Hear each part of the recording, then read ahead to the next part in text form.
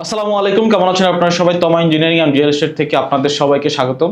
আমাদের নতুন একটি বাড়ির 3D মডেল কমপ্লিট হয়েছে। ক্লায়েন্টকে সেটা আমরা হ্যান্ড ওভার করবো। তো সেক্ষেত্রে আমরা চেষ্টা করতেছি আপনাদেরকে সেই আমাদের প্রজেক্টটি দেখানোর জন্য। মূলত একটি ডুপ্লেক্স বাড়ি হবে, কিন্তু আপাতত একতলা বাড়ি করা হবে। এটা হবে সিরাজগঞ্জ জেলার এসএস রোডে কিন্তু এই বাড়িটি করা হবে।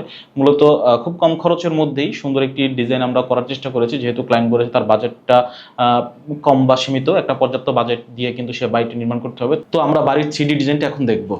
তো দেখুন, এইটাই কিন্তু 3D ডিজাইনটা আমরা কিন্তু কমপ্লিট করেছি। এটা কিন্তু দোতলা হবে, দোতলা ফাউন্ডেশন দিয়ে করা, একতলা কমপ্লিট করবে, সেই অনুযায়ী লুকটা যদি এরকম আসে সেভাবেই করা হয়েছে। 4টা বেডরুমের কিন্তু এই বাড়িটি হবে। এই বাড়িটির 2টি অ্যাটাচ বাথরুম থাকবে, ড্রয়িং ডাইনিং স্পেস থাকবে, একটি কমন বাথরুম এবং রান্নাঘর থাকবে। সুন্দরভাবে কিন্তু ডিজাইনটা করা হয়েছে। আর্কিটেকচার ফ্লোর প্ল্যানটা দেখতে চাচ্ছেন তারা অবশ্যই কমেন্ট করবেন। ফ্লোর প্ল্যানটা আমরা নিয়ে আলোচনা করব, এবং যারা এরকম ডিজাইন চাচ্ছেন তারা অবশ্যই বলবেন, আমরা ডিজাইন করে দেওয়ার চেষ্টা করব। তো সীমিত কস্টিংয়ের মাধ্যমে বা আপনার বাজেটের মধ্যে এই বাড়িটি করতে পারবেন। আপনি খেয়াল করুন, এখানে এটা কিন্তু লেফট ভিউতে কিন্তু বাড়িটির লুক কীরকম আসবে সেটাও কিন্তু দেখানো হয়েছে। এই যে এটা কিন্তু লেফট ভিউ, এটা হলো ফ্রন্ট ভিউ বাড়িটির, আর এটা হলো রাইট ভিউ।